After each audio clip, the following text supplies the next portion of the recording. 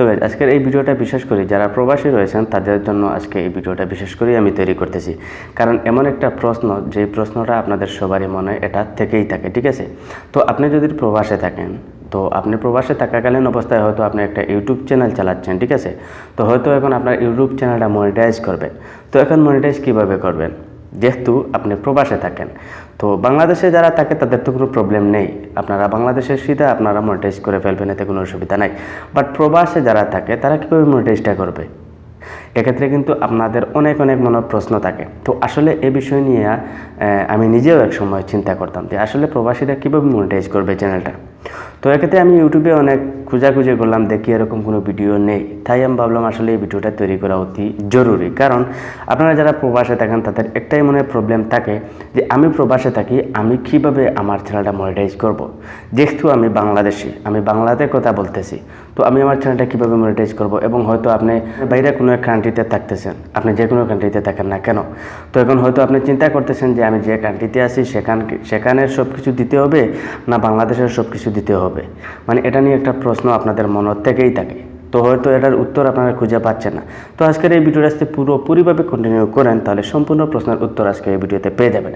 তার আগে আমার একটা রিকোয়েস্ট, যদিও ভিডিওটা ভালো লাগে একটা লাইক করবেন, চ্যানেলে নতুন হলে অবশ্যই সাবস্ক্রাইব করবেন এবং পাশের বেল আইকনটা ক্লিক করে নোটিফিকেশন অন করে রাখবেন। আর আরও একটা কথা না বললে নয়, কারণ আপনারা প্রায় 79% লোক এখনও সাবস্ক্রাইব করেন নেই। ঠিক আছে, আর না সাবস্ক্রাইব করে আপনারা ভিডিওগুলো দেখতেছেন, তো প্লিজ সাবস্ক্রাইব করে দিবেন, লাল বাটনে জাস্ট একটা ক্লিক করবেন, হয়ে যাবে। তো ভিডিওটা শুরু করা যাক। Welcome back. তো এখন যে আপনার যে প্রশ্নটা, সেই প্রশ্নটা হলো কি যে আপনি মনিটাইজ করার জন্য আপনি কোন জায়গার অ্যাড্রেসটা আপনি দিবেন। তো গাইজ দেখুন, এক্ষেত্রে আমি আপনাদেরকে বলবো যে আপনি যদি যে কোনো দেশে থাকেন না কেন, আপনি যে দেশে থাকবেন সেই দেশের যে অ্যাড্রেসটা, সেই অ্যাড্রেসটা আপনার দেওয়া অতি কষ্টকর হয়ে যাবে। আমি মনে করি সেটা অনেক ডেঞ্জারাস আমাদের বাংলাদেশের পক্ষে।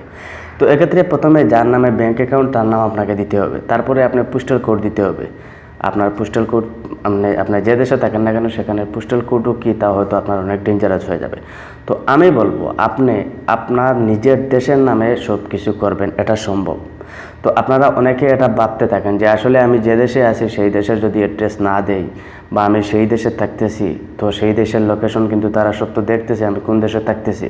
তো আমি বাংলা ভাষার মানুষ, তো আমি বাংলাদেশের অ্যাড্রেস দিলে আমার সব কিছু পাবো কিনা, 100% গ্যারান্টি গাইজ আপনারা পাবেন। আর আমি এটা অনেকের করে দিয়েছি। পৃথিবীর যে কোনো দেশে থাকেন না কেন, আপনি আপনার বাংলাদেশের অ্যাড্রেস সম্পূর্ণ দিবেন যখন আপনার চ্যানেলটা মনিটাইজ করবেন।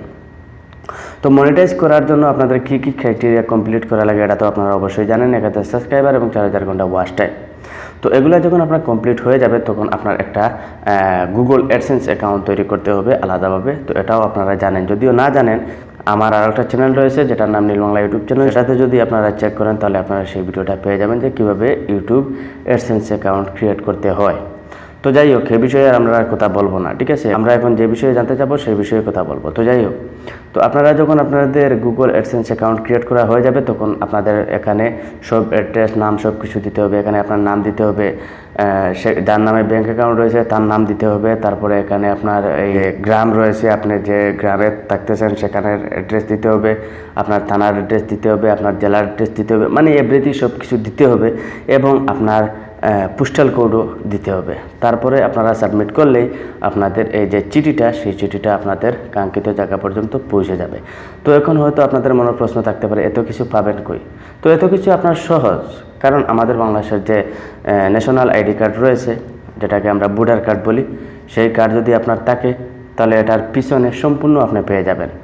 আর যদিও আপনার না থাকে, হয়তো আপনার বাবার থাকতে পারে, হয়তো আপনার ভাইয়ের থাকতে পারে, হয়তো আপনার মায়ের থাকতে পারে। ঠিক আছে, যে কারো হলে হবে। তো আশা করি বুঝতে পারছেন, মানে আপনার বাবার কার্ড যদি থাকে তাহলে সেখানের পিছনে যা অ্যাড্রেস রয়েছে সম্পূর্ণ আপনাকে দিতে হবে। ঠিক আছে, এটা আপনারা যদি সম্পূর্ণ কমপ্লিট করে দিয়ে দেন তাহলে কিন্তু আপনারা জায়গা পর্যন্ত আপনাদের চিঠিটা চলে যাবে। এতে আপনি আমেরিকার থাকেন আর পৃথিবীর যে কোনো প্রান্তে আপনি থাকেন না কেন, এটা কোনো ম্যাটার নয়। আপনি আপনার অ্যাড্রেস মতো যদি সব কিছু আপনি ঠিকঠাক করে ফিল আপ করে দিয়ে দেন, আপনার জায়গা মতো চিঠি যাবে, আপনি যে কোনো দেশে থাকেন না কেন।